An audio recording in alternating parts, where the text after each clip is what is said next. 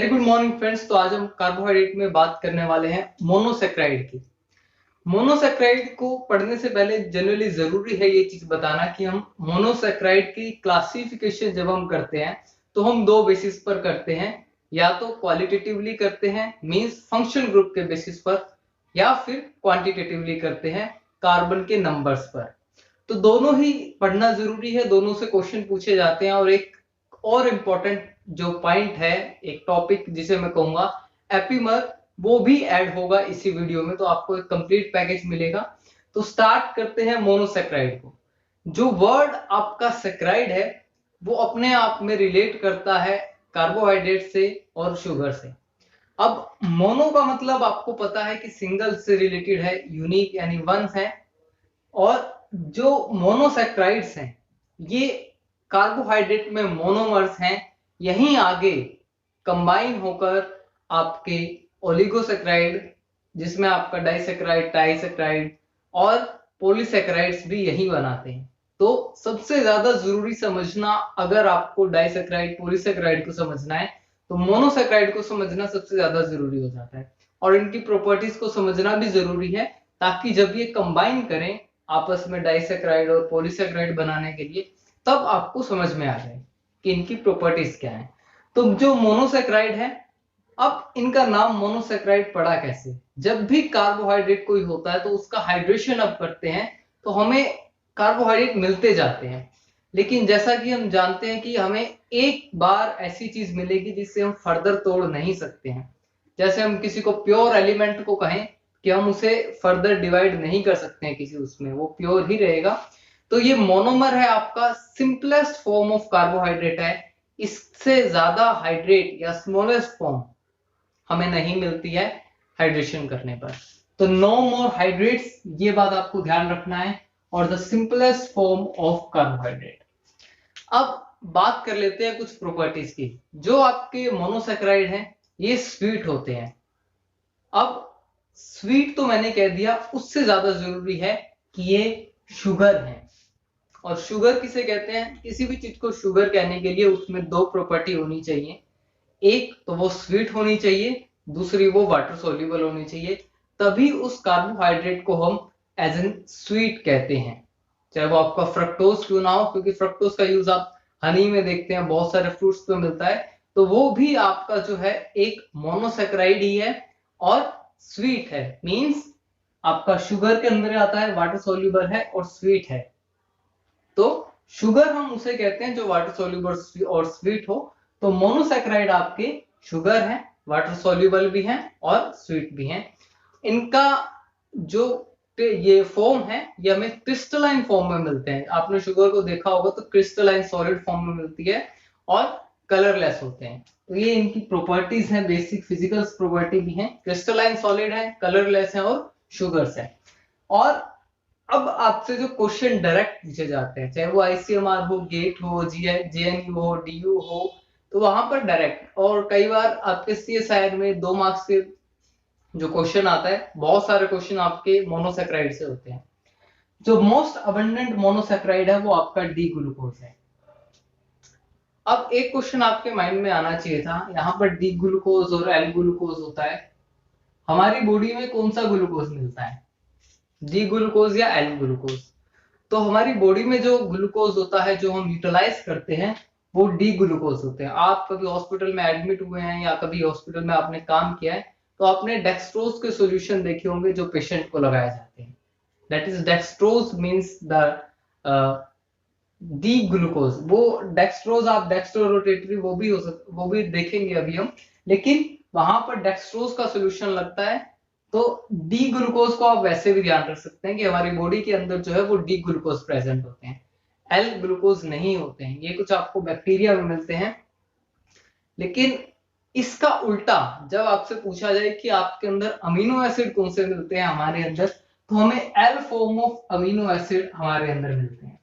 तो इस बात का ध्यान रखना है। ये कई बार आपसे क्वेश्चन पूछ लिया जाता है कि कौन सी फॉर्म हमारे अंदर प्रेजेंट होती है ग्लूकोज की और आपके अमीनो एसिड की। जो अमीनो एसिड की है वो एल फॉर्म प्रेजेंट होती है और जो ग्लूकोज की है वो डी ग्लूकोज प्रेजेंट होता है। और जो मोस्ट अबंडेंट मोनोसेक्राइड है यहाँ पर मोनोसेक्राइड की बात हो रही है, आपको एक बात ध्यान रखना है, मोस्ट अबंडेंट कार्बोहाइड्रेट की बात नहीं हो रही है। तो आपको क्वेश्चन पढ़ते टाइम हमेशा ध्यान रखना होता है। अगर आपसे कार्बोहाइड्रेट की बात हो रही तो आप सेल्यूलोज को कहते, या बायोस्फीयर में पूछा गया होता तब भी आप सेल्यूलोज को कहते। तो यहाँ पर मोस्ट अबंडेंट मोनोसेक्राइड की बात हुई है तो डी ग्लूकोज होता है। अब बात कर लेते हैं फॉर्मूले की, जो जनरली पहली वीडियोस में भी डिस्कस हुआ है। कार्बोहाइड्रेट का जो फॉर्मूला है वो CH2O और N, इसलिए इन्हें हाइड्रेट्स ऑफ कार्बन भी कहा जाता है। तो CH2ON, और जो N का नंबर है वो आपका एटलीस्ट 3 होना चाहिए, 3 होना चाहिए। और जब हम 3 रखूं मैं यहाँ पर, तो ये आपका हो जाएगा C3H6O3, ये हो जाएगा। और ये ग्लिसल्डिहाइड होता है और ये सिंपलेस्ट शुगर है। ये क्वेश्चन बहुत बार पूछा जा चुका है बहुत सारे एग्जाम में, चाहे वो एसएससी का एग्जाम क्यों ना हो, तो ये क्वेश्चन पूछा जाता है। जो आपके फूड इंस्पेक्टर के एग्जाम निकलते हैं उन सब में यही क्वेश्चंस आते हैं बार बार उठकर। तो आपका जो ग्लिसल्डिहाइड है वो सिंपलेस्ट शुगर है। अब मैंने आपको कहा था कि हम जो है क्लासिफिकेशन पढ़ते हैं क्वालिटेटिवली और क्वांटिटेटिवली। अब हम उसको देखने वाले हैं कि मोनोसेक्राइड को यहाँ पर मैंने पहले क्वालिटेटिवली दिखाया है ताकि आपको क्वांटिटेटिवली समझने में ज्यादा दिक्कत ना हो। उसमें मैं एक चार्ट बना दूंगा जिससे आपको 2 फायदे होंगे, आपको यूज पता लगेगा और आपको पता लगेगा कि डिवीजन किस तरह से होता है मोनोसेक्राइड्स का नंबर के बेसिस पर। तो मोनोसेक्राइड्स में अगर यहाँ पर एल्डिहाइड ग्रुप प्रेजेंट है तो उसे एल्डोल शुगर कहा जाता है, और अगर कीटोन ग्रुप प्रेजेंट है तो वहां पर कीटोन शुगर कहा जाता है उसे। अगर एल्डिहाइड ग्रुप प्रेजेंट है तो एल्डोल शुगर, अगर कीटोन ग्रुप प्रेजेंट है तो कीटोन शुगर। अब आपको यहाँ पर इतना से ज्यादा क्लियर करने की कोशिश करूंगा कि मैं जो डी और एल है और जो आपका स्मॉल डी स्मॉल एल है, या आप पॉजिटिव नेगेटिव का साइन देखते हैं, इन सब में फर्क क्या होता है, क्योंकि ये क्वेश्चंस आपको बहुत तंग करते हैं एग्जामिनेशन में कि D L capital D capital L small D small L positive negative. ये जो कॉलेज में स्टूडेंट्स होते हैं ग्रेजुएशन के टाइम पर उनको भी ये चीज दिक्कत करती है। तो सबसे पहले कैपिटल डी और कैपिटल एल के बारे में देख लेते हैं। जब भी आपको समझ में आएगा कि ये डी ग्लूकोज मैंने क्यों लगाया था, तो कैपिटल डी और कैपिटल एल के बारे में हम देख रहे हैं। तो ये आपका ग्लिसल्डिहाइड का स्ट्रक्चर है जिसमें ये आपका एल्डिहाइड ग्रुप अटैच है। आप फॉर्मूले से कैलकुलेट करेंगे तो C3H6O3 बनेगा आपका। अब यहां पर सबसे पहले हमें करनी होती है नंबरिंग। अगर आपने केमिस्ट्री का नोमेनक्लेचर देखा है तो हम नंबरिंग वहां से स्टार्ट करते हैं जहां से फंक्शनल ग्रुप को कम से कम नंबर मिले। और एल्डिहाइड का फंक्शनल ग्रुप जो कार्बन है, कीटोन का जो कार्बन है, उसको हम नंबरिंग करते हैं। तो अब हम देखें तो अगर मैं यहां से नंबरिंग स्टार्ट करूं तो 1 2 3, तो एल्डिहाइड को तीसरा नंबर मिलता जो कि ज्यादा होता। तो नंबरिंग हम यहां से स्टार्ट करेंगे एल्डिहाइड की तरफ से 1 2 3। अब यहां पर एक जो OH है ये मैंने रेड स्केच से लिखा है, रेड मार्कर से लिखा है। इसका रीजन क्या है, उसके लिए आपको समझना जरूरी है कायरल कार्बन का कॉन्सेप्ट। बहुत लोग इसे चायरल कहते हैं लेकिन एक्चुअल में कायरल होता है। इसका कॉन्सेप्ट समझना जरूरी है। कायरल कार्बन क्या होता है कि जो कार्बन 4 डिफरेंट एटम से या मॉलिक्यूल से अटैच होता है उसे हम कायरल कार्बन कहते हैं। और ये चीज आपकी डबल बॉन्ड में काम नहीं देती है, ये बात मैं आपको बता दूं। वो आप यहां पर देख लेंगे अभी कि डबल बॉन्ड में कायरल कार्बन नहीं होता है। इस चीज को आपको समझ लेना है तो आपसे गलती नहीं होगी। तो यहाँ पर कायरल कार्बन आपका सेकंड नंबर पर प्रेजेंट है। मैं यहाँ पर ड्रॉ कर देता हूँ जो सेकंड नंबर का कार्बन है। एक तरफ ये हाइड्रोजन से अटैच है, यहाँ पर देख लीजिए, यहाँ देख लीजिए, एक ही बात है। एक तरफ ये ऑक्सीजन से अटैच है, एक तरफ नीचे कार्बन का जो ये पूरा मॉलिक्यूल्स है CH2OH इससे अटैच है। ऊपर जो है आपका एल्डिहाइड ग्रुप है और यहाँ पर आपका हाइड्रोजन ग्रुप है। तो 4 डिफरेंट ग्रुप से अटैच है, इसलिए ये यहाँ पर कायरल कार्बन है। अब कायरल कार्बन के बेस पर हम डिसाइड करते हैं कि कितनी डी और एल फॉर्म होंगी। अब यहाँ पर एक कायरल कार्बन है तो इसका फॉर्मूला है 2⁻n। अब यहाँ पर n का नंबर 1 है तो यहाँ पर मैं 2⁻1 करूंगा तो यहाँ 2 हो जाएगा, यानी हमारे पास एक डी फॉर्म और एक एल फॉर्म मिलेगी हमें, यानी 2 फॉर्म मिली है, तो जिसमें से एक आपकी डी फॉर्म है और एक आपकी एल फॉर्म है। अगर यहाँ पर 2⁻0 होती मींस एक भी कायरल कार्बन प्रेजेंट नहीं है, जो आप इस केस में देखेंगे, तो 2⁻0 आपकी 1 हो जाती है, तो हमें एक ही फॉर्म मिलती है। ये बात जरूरी था समझना, आपको ये फॉर्मूला समझना 2⁻n, और n जो है ये आपका नंबर ऑफ कायरल कार्बन होता है।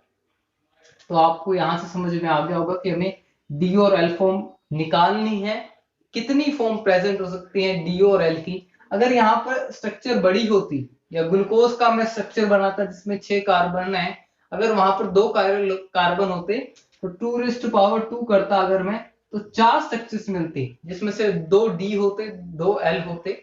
तो ये बात आपको हमेशा ध्यान रखनी होती है, 2⁻n का फॉर्मूला। अब यहाँ पर जब हम OH की पोजीशन, ये जो आपका अल्कोहल ग्रुप है OH, इसकी पोजीशन को जब हम देखते हैं, इसे जनरली फिशर कॉन्फ़िगरेशन कहा जाता है, और इसे हम R&S कॉन्फ़िगरेशन में भी देखते हैं निकालने के लिए। तो इसकी पोजीशन को हम देखते हैं, और जब ये आपका राइट हैंड साइड होता है तो इसे हम डीग्लिसरॉल्डिहाइड कह देते हैं। लेकिन इसका मतलब डेक्स्ट्रो और लीवो नहीं है, ये मैं आपको क्लियरली बता दूं, इसका मतलब डेक्स्ट्रो और लीवो नहीं है। ये डी और एल जो हैं ये आपकी कॉन्फ़िगरेशंस हैं, और ये फिशर प्रोजेक्शन और आपका जो R&S सिस्टम है उसके अकॉर्डिंग है कि डी फॉर्म और एल फॉर्म। और ये हम कायरल कार्बन के अराउंड OH की जो पोजीशन है उसको देखकर पता लगाते हैं। तो ये OH है, अगर ये राइट हैंड साइड है तो डी कॉन्फ़िगरेशन है, इसलिए यहाँ पर डीग्लिसरॉल्डिहाइड आया है। अगर ये लेफ्ट हैंड साइड है तो यहाँ पर एल-ग्लिसरॉल्डिहाइड आया है। अब ये बात आपको समझ में आ गई कि डी और एल कॉन्फ़िगरेशन है, तो ये क्या है फिर डी एल, या फिर मैं कहूं पॉजिटिव और नेगेटिव। जब भी किसी ऑप्टिकल एक्टिव कंपाउंड को ऑप्टिकल लाइट के अंदर, या जो कहूं मैं मोनोक्रोमेटिक लाइट से पास किया जाता है, तो वो किस डायरेक्शन में उसे रोटेट करती हैं, वहां पर जो केस आता है वो आता है स्मॉल डी स्मॉल एल का, या प्लस या माइनस का। अगर प्लेन पोलराइज लाइट जो कंपाउंड है, जो लाइट है, जो प्लेन पोलराइज लाइट है, अगर वो राइट हैंड की तरफ आपकी मूव कर जाती है तो वो कंपाउंड जो है वो डेक्स्ट्रो रोटेटरी कहलाता है, उसके आगे स्मॉल डी भी लिखा जा सकता है। तो यहाँ पर एक चीज और हो सकती है, यहाँ पर मैं इस तरह से भी इसे लिख सकता हूं, लेकिन जनरली जो प्रेफर किया जाता है कंफ्यूजन को मिटाने के लिए, यहाँ पर इसे इस तरह से प्लस लिख दिया जाता है कि मींस डी कॉन्फ़िगरेशन है और प्लस का मतलब डेक्स्ट्रो रोटेटरी है, प्लेन पोलराइज लाइट को राइट हैंड डायरेक्शन की तरफ रोटेट कर रहा है कंपाउंड। अगर ये कंपाउंड आपका लीवो रोटेटरी होता तो यहां पर पॉजिटिव की जगह नेगेटिव आ जाता, या फिर स्मॉल एल आ जाता। तो ये चीज आपको क्लियर करना जरूरी है। मैं जानता हूं एक्स्ट्रा मटेरियल है, वीडियो लंबा भी हो सकता है, लेकिन बताना जरूरी है ताकि कंफ्यूजन यहीं चला जाए। अगर आपको ये चीज यहां नहीं कंफ्यूज नहीं किया तो ये आपको अमीनो एसिड में कंफ्यूज करेगा। अमीनो एसिड जब आप पढ़ना स्टार्ट करेंगे तो सबसे पहली चीज जो आएगी आपके सामने वो ग्लिसरॉल्डिहाइड का स्ट्रक्चर आएगा, उसके साथ अमीनो एसिड की डी-एल कॉन्फ़िगरेशन को कंपैरिजन करके बताया जाएगा, समझाया जाएगा। तो इसलिए यहीं पर क्लियर करना ज्यादा बेटर है। तो ये आपका D L small D small L dextro rotatory laevo rotatory. इसको समझना एक और भी तरीका है आसान सा, कि आप बचपन से एक लाइन बनाते आ रहे हैं, जीरो यहाँ पर आप -1 -2 लिखते थे, और यहाँ पर आप +1 +2 +3 लिखते थे, और लेफ्ट हैंड साइड की तरफ -1 -2। तो यही चीज है कि जहां माइनस का साइन है मींस वो लेफ्ट की तरफ है, लीवो रोटेटरी है, और जहां प्लस का साइन है वो डेक्स्ट्रो रोटेटरी है, राइट हैंड साइड है। तो डेक्सट्रोज का जो मैं आपको एग्जांपल दे रहा था, जो पेशेंट को आईवी चढ़ाया जाता है, इन्फ्यूजन दिया जाता है 5% 10% ग्लूकोज का, वो डेक्सट्रो इसलिए नाम दिया गया है। अब बात कर लेते हैं कीटोन में। अगर कीटोन ग्रुप प्रेजेंट है तो कीटोस शुगर उसे कहते हैं। अब यहां पर देखेंगे, एक ही आपका ग्रुप प्रेजेंट है, ये आपका कीटोन ग्रुप प्रेजेंट है, और लास्ट में आपका जो CH2OH प्रेजेंट है। तो इसका फॉर्मूला भी आपका यही है जो यहां पर बना था। अब इसे या तो एल्डिहाइड ग्रुप होगा या कीटोन ग्रुप होगा। जो नंबरिंग करेंगे, सिंपल नंबरिंग करेंगे कि कीटोन ग्रुप को कम नंबर मिले, तो 1 2 और 3। लेकिन एक बात यहां पर आपने देख ली है, बता दी है मैंने, कि यहां पर ऑक्सीजन प्रेजेंट है डबल बॉन्ड के साथ, इसलिए यहां पर कोई कायरल कार्बन नहीं है। तो यहां पर कोई कार्बन नहीं, और ये आपका एक इंपॉर्टेंट क्वेश्चन बनता है कि ये जो आपका डाई हाइड्रोक्सी एसीटोन है, जिसे शॉर्ट फॉर्म में DHA भी कहा जाता है, डाई हाइड्रोक्सी एसीटोन, ये आपका सिर्फ एक ऐसा मोनोमर है पूरे मोनोसेक्राइड में, ये एक ऐसा मोनोमर है कि जिसके पास कोई कायरल कार्बन नहीं है। और ये क्वेश्चन आपसे पूछा जा सकता है कि कौन सा ऐसा मोनोमर है मोनोसेक्राइड में जिसके पास कायरल कार्बन नहीं है या वो ऑप्टिकल एक्टिव नहीं है। तो ये जो है आपका मोनोमर जो है आपका डाईहाइड्रोक्सी एसीटोन, इसके पास कोई कायरल कार्बन नहीं है। ये आपका एक इंपॉर्टेंट क्वेश्चन है। तो ये आपकी जो क्लासिफिकेशन थी, अब तक हमने क्वालिटेटिव पॉइंट ऑफ व्यू से देखा था। क्वांटिटेटिव पॉइंट ऑफ व्यू अब आपको बहुत इजी लगेगा। मैं अभी एक चार्ट बना दूंगा यहाँ पर, तो और इजी हो जाएगा आपको, तब आपको समझ में आ जाएगा। तो अब हम क्वांटिटेटिवली बात कर लेते हैं। तो नंबर ऑफ कार्बन हमने अभी फॉर्मूला देखा था, और n जो था उसमें देखा था 3 4 5 6 7 हम रखते हैं। तो जब हम 3 कार्बन रखते हैं तो उसे हम ट्रायोस कहते हैं। जब 4 कार्बन होते हैं तो उसे टेट्रा, 5 होते हैं तो पेंटा, फिर हेक्सा, फिर हेप्टा, फिर ऑक्टा, फिर नोना, फिर डेका। हम सब जानते हैं, लेकिन मेनली जब हम पढ़ते हैं तो हम 7 तक पढ़ते हैं, क्योंकि उससे ज्यादा फिर यूजेस को डिफाइन करना मुश्किल हो जाता है। तो जब हम 7 तक पढ़ते हैं तो इसके लिए मैंने यूजेस साथ में लिखे हैं, क्योंकि ये बहुत ज्यादा क्वेश्चन डायरेक्टली पूछे जाते हैं कि इसका यूज कौन से पाथवे में है।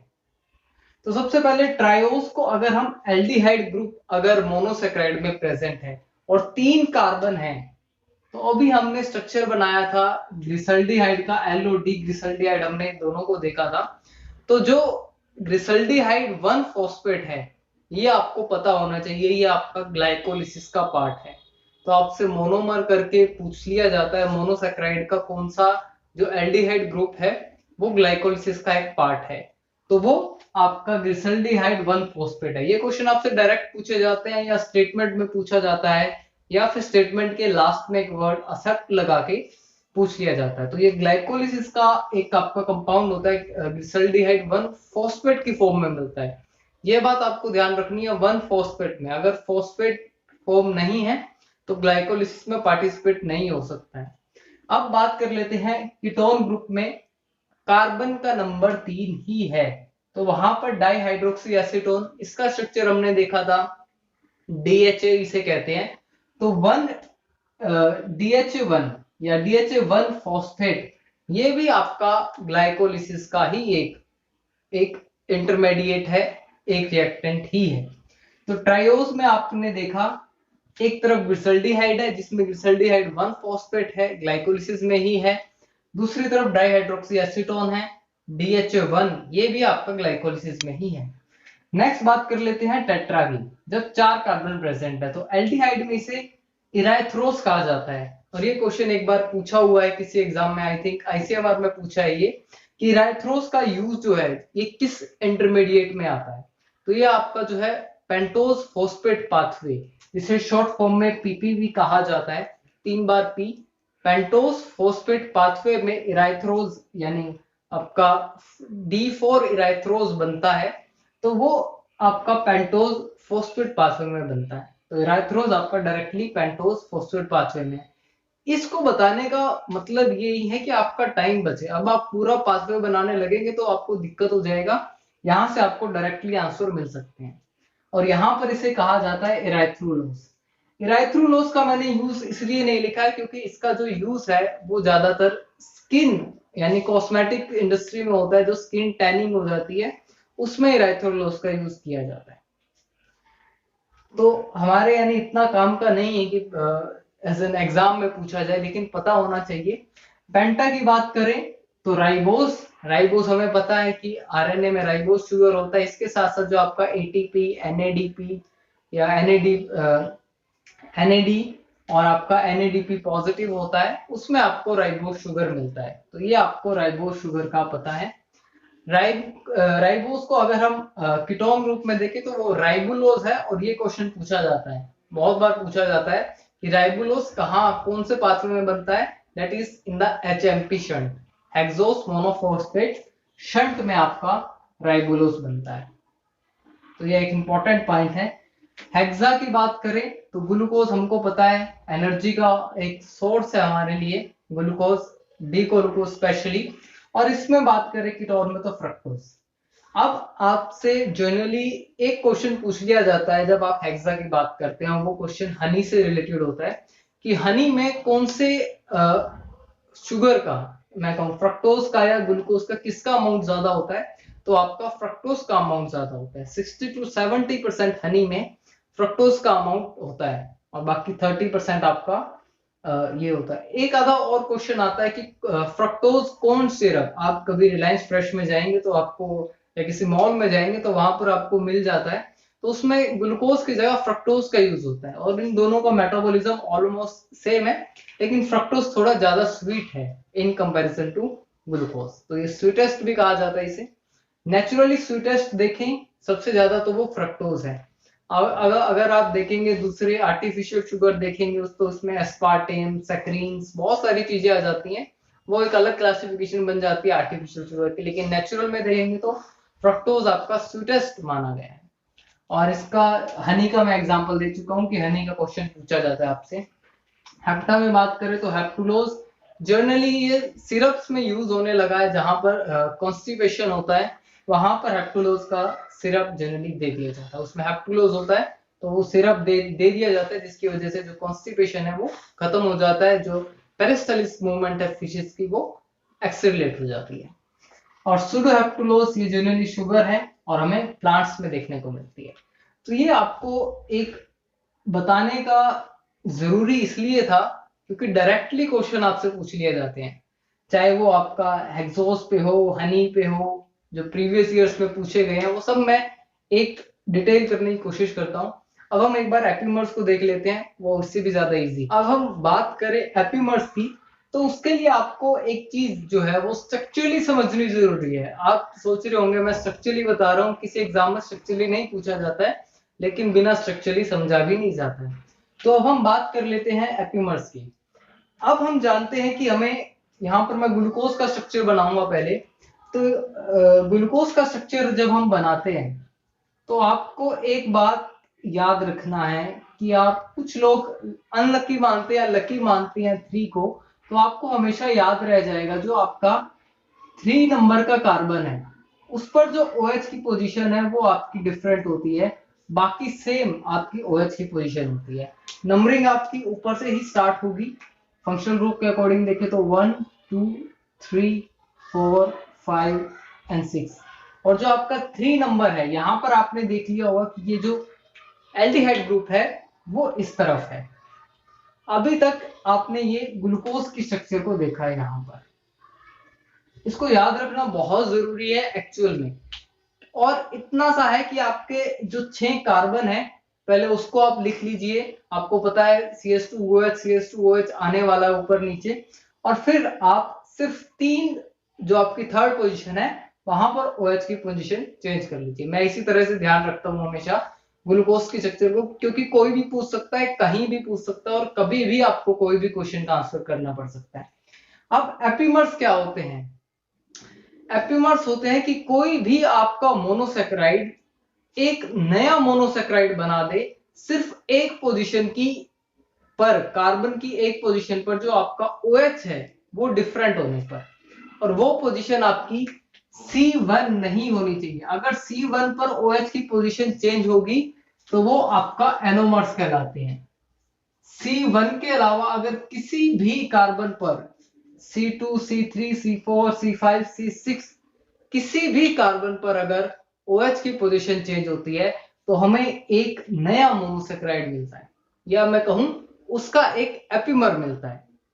अभी तक आप सोच रहे होंगे मोनोसेक्राइड में हमने ग्लूकोज को देख लिया था, लेकिन हमने सुना तो मैनोज के बारे में भी है, गैलेक्टोज के बारे में भी है, तो वो क्यों नहीं आया?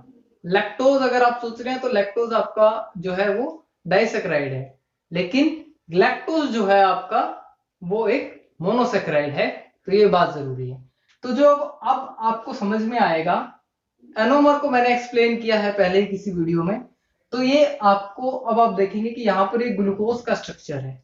अब आप खुद स्ट्रक्चर बनाएंगे देखकर अब अपने माइंड में ही, तो यहाँ पर मैंने पहले लिख दिया ताकि आप स्ट्रक्चर से रिलेट कर पाए। मैं यहाँ पर नंबरिंग भी कर देता हूँ, 1 2 3 4 5 एंड 6। तो यहाँ पर मैंने लिखा है at C4 glucose and galactose are epimer. और ये क्वेश्चन ना जाने कितनी बार और ना जाने कितने एग्जाम्स में पूछा गया है, बिल्कुल एक स्टेटमेंट टाइप में आपको डायरेक्ट ऑप्शन मिल जाता है कि आपको जो ग्लूकोज है और गैलेक्टोज है वो एपिमर है और C4 कार्बन पर है। तो सबसे पहले आपको ग्लूकोज की स्ट्रक्चर बनानी होगी। तो ग्लूकोज की स्ट्रक्चर में आपको सिंपली मैं पहले ही बता चुका हूं कि एक चीज आपको करनी है, C3 पर पहले आपको पोजीशन रख लेनी है OH की, और यहां पर भी आपको इस तरह। लेकिन अब आपको पता है कि C4 पर ग्लूकोज और गैलेक्टोज में एपिमर होने वाला है, तो C4 पर अब आप OH को देख रहे थे यहां पर इस तरफ है। अब जो पोजीशन होगी गैलेक्टोज में वो उसकी पोजीशन आपकी कहां हो जाएगी, वो इस तरफ हो जाएगी, और बाकी सारा कुछ जो है आपका as similar to glucose structure ही रहेगा। इसलिए ये आपका ग्लूकोज था और ये आपका गैलेक्टोज है। तो अब आपको समझ में आ गया होगा कि ये C4 पर जो है आपका ग्लूकोज और जो गैलेक्टोज हैं ये आपके एपिमर हो जाते हैं। और ये क्वेश्चन बहुत बार पूछा गया है, इसलिए स्ट्रक्चरली समझाना जरूरी है। अब बात कर लेते हैं ग्लूकोज और मैनोज की। ग्लूकोज और मैनोज जो है एपिमर है, ये आपके C2 पर है। आप देख रहे होंगे C1 पर नहीं है। एपिमर एनोमर की डेफिनेशन भी पूछी जाती है, और बहुत सारे बच्चे अब भी गलत करके आते हैं इतना पढ़ने के बाद भी, कि उन्हें एपिमर और एनोमर में ध्यान नहीं रहता है। अब यहां पर पहले आपको नंबरिंग करनी होगी 1 2 3 4 5 और 6। C3 पे आपको ग्लूकोज का पहले स्ट्रक्चर बना लेना चाहिए। O पर कुछ नहीं है आपका 4th पोजीशन पर, 5th पोजीशन पर कोई चेंज नहीं है। चेंज है तो आपका कहां पर है, मैनोज में आपका 2nd पोजीशन पर है। तो 2nd पोजीशन में आपका OH का पोजीशन जो है वो लेफ्ट हैंड साइड की तरफ हो जाएगा, यानी मैं कहूं ग्लूकोज की स्ट्रक्चर से चेंज हो जाएगा, और ये आपका बन जाता है मैनोज।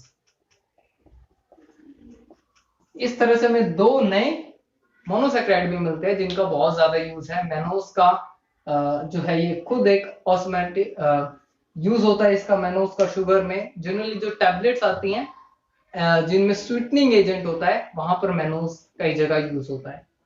तो ग्लूकोज एंड मैनोज जो है एपिमर है C2 पर, और ग्लूकोज एंड गैलेक्टोज है ये एपिमर है C4 पर। तो इसको आपको नहीं भूलना है, ये एक बहुत इंपॉर्टेंट वीडियो है। I hope you like the video, और अगर आपने चैनल को सब्सक्राइब नहीं किया है तो आप चैनल सब्सक्राइब कर दीजिए। Thank you so much and all the best.